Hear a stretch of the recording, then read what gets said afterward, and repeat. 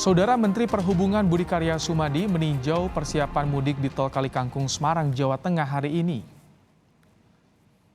Korlantas Polri Irjen Firman Santiabudi yang meninjau kesiapan. Pengecekan ini dilakukan untuk melihat kesiapan Tol Kalikangkung dalam mengantisipasi kemacetan mudik Lebaran yang diprediksi mulai terjadi sejak tanggal 28 April.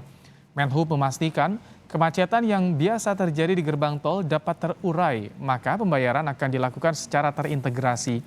Sementara, Korlantas Polri berencana menerapkan sistem one way ataupun ganjil genap saat puncak arus mudik Lebaran 2022. Pada dasarnya, one way dan ganjil genap itu sudah ditetapkan 28, 29, 30. Ya.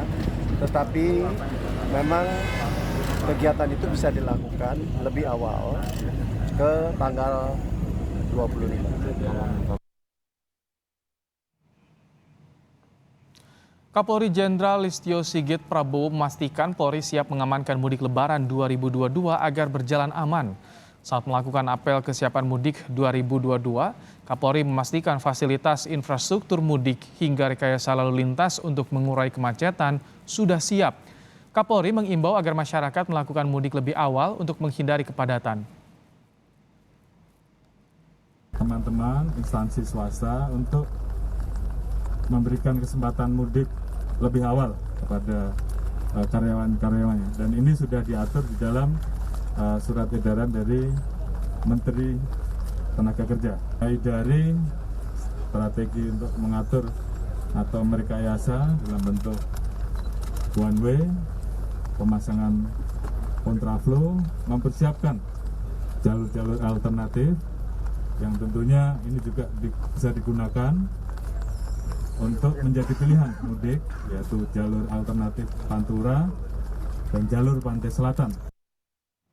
Lebih lengkap terkait antisipasi kemacetan mudik Lebaran, kita terhubung dengan Kabag Ops Korlantas Polri, Kombes Edi Junaidi. Selamat petang, Pak Edi. Selamat petang, Mas Ibrahim. Assalamualaikum. Waalaikumsalam warahmatullahi wabarakatuh. Pak Edi, kondisi hari ini apakah sudah terpantau ada kepadatan lalu lintas di Trans Jawa terutama? Baik, terima kasih Mas Ibrahim. Berdasarkan tadi kami melihat langsung di lapangan, termasuk juga pantauan dari peta digital dan CCTV yang kita terus amati. Termasuk juga kita secara periodik mendapatkan laporan dari petugas yang di lapangan bahwa arus kendaraan yang akan mudik sampai dengan saat ini masih terpantau normal lancar. Ya, meskipun ada antrian di gerbang 2 sampai dengan 5 kendaraan. Demikian, Mas. Ada peningkatan volume atau arus kendaraan, arus lalu lintas, Pak Edi ya?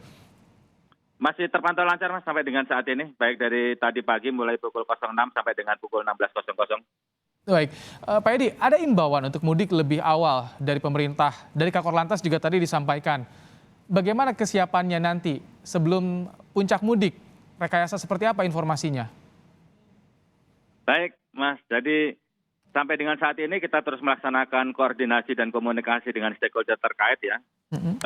Hari ini juga Bapak Kakor Lantas mendampingi Bapak Menko PMK dan Bapak Menteri Perhubungan itu untuk memantapkan sinergi dan kolaborasi antara pemerintah pusat dengan pemerintah daerah. Ya, tadi pagi ada di Jawa Tengah, sore hari ini ada di Jawa Barat. Ini untuk memantapkan aja, Mas, dari pemerintah pusat dengan pemerintah daerah sehingga satu frekuensi nanti pada saat melakukan pengamanan arus mudik itu. Termasuk juga kesiapan personel, Mas, kita juga sudah siap sarana dan prasarana. Kemarin Bapak Kapolri juga sudah memimpin langsung apel gelar pasukan. Ya, dari hari ini kita melaksanakan kegiatan rutin yang ditingkatkan untuk mengantisipasi pemudik yang melaksanakan mendahului mudiknya. Nanti pada tanggal 28 baru kita melaksanakan operasi ketupat. Kita juga melaksanakan himbauan-himbauan, Mas, sosialisasi kepada pemudik berkaitan dengan rekayasa lalu lintas maupun tertib lalu lintas itu sendiri.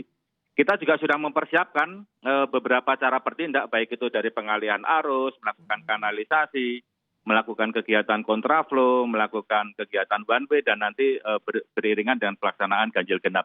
Demikian, Mas. Pak Edi, titik-titik kemacetan, simpul kemacetan biasanya ada di gerbang tol dan juga di rest area. Ini nanti antisipasinya seperti apa, Pak? Baik, kami selalu koordinasi dengan pihak operator jalan tol dan pengelola rest area ya. ini secara terus-menerus sampai kita mantapkan sampai dengan nanti pelaksanaan hari hanya. Penanganan di gerbang tol yang perlu diketahui oleh masyarakat yang akan mudik, nantinya kita ada petugas Mas yang ada di gerbang tol ya untuk membantu kelancaran arus. Selanjutnya kita juga membuka tutup gerbang tol ya, termasuk kita menambah gate satelit yang ada di gerbang tol. Kita sudah komunikasikan dengan pihak operator jalan tol, termasuk kita menambah personel mobile rider Mas. Jadi yang ada di gerbang tol otomatis ya, apabila itu nggak cukup nanti ada petugas yang langsung keliling ya menggunakan mobile ridernya itu untuk mengetap tapnya kartu tolnya itu sendiri. Termasuk juga kita membuat kanalisasi lajur Mas. Jadi kita nggak ingin masyarakat yang akan di gerbang tol itu nanti berebutan masuk ke gerbang tol sehingga nanti malah menimbulkan kepadatan dan kemacetan. Pengalihan arus apabila nanti memang gerbang tol memang betul-betul mengalami kemacetan, kita sudah mempersiapkan konsep dan skema itu. Termasuk juga kita melakukan himbauan kepada masyarakat agar mengisi kartu e-tolnya Mas dengan saldo yang cukup sehingga tidak perlu lagi nanti berhenti di gerbang tol otomatisnya itu saldonya kurang. Untuk penanganan di rest area, kita melakukan buka tutup Mas apabila rest area itu penuh. Itu sudah biasa kita lakukan. Termasuk juga kita menempatkan petugas dan perambuan yang ada di situ. Termasuk yang terakhir Mas, diharapkan masyarakat yang ada di rest area itu tidak lebih daripada 30 menit. Ini sudah kita sepakati dengan pengelola rest area. Dan mudah-mudahan ini kami sampaikan masyarakat bisa memaksimalkan waktu 30 menit itu digunakan untuk istirahat maupun dan lain sebagainya kegiatan yang ada. Jadi dibatasi Pak durasi di rest area Pak ya?